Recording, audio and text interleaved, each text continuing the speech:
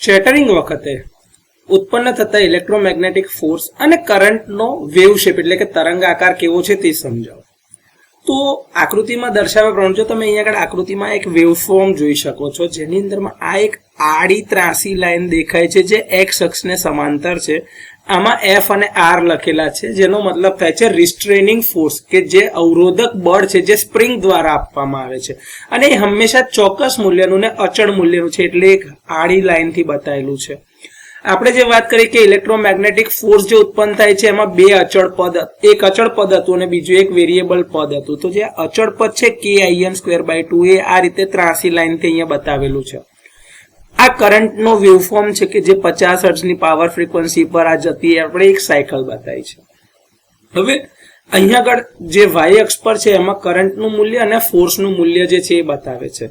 તો તમે અહીં આકૃતિમાં જોતા હશો એક ટાઈમ T1 પછીથી અહીંયા આગળથી આ બળ જે છે એ વધી જાય છે અને T2 પછી પાછું એ ઘટી જાય છે.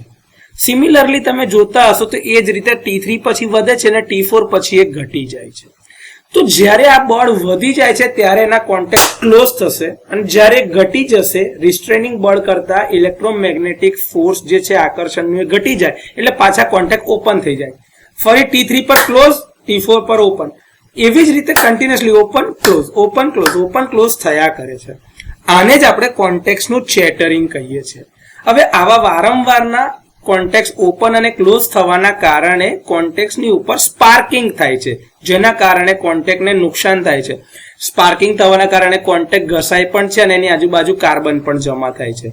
તો આ ચેટરિંગને ટાળવા માટે ઘણી બધી મેથડ છે અને મજાની વસ્તુ એ છે કે આ પ્રકારના રિલે જે ડીસી સપ્લાય ઉપર બી ચાલતા હોય તો ડીસી ઉપર આવું ચેટરિંગનો કોઈ પ્રશ્ન થશે જ નહીં, કારણ કે એમાં ફ્રીક્વન્સી હોતી નથી. તો આ રીતે આકૃતિમાં બતાવ્યા પ્રમાણેનો વેવફોર્મ તમે દોરી શકો છો અને ચેટરિંગ વખતે ફોર્સ અને કરંટનો વેવફોર્મ એટલે કે આકાર કેવો હોય છે એ સમજાવી શકાય.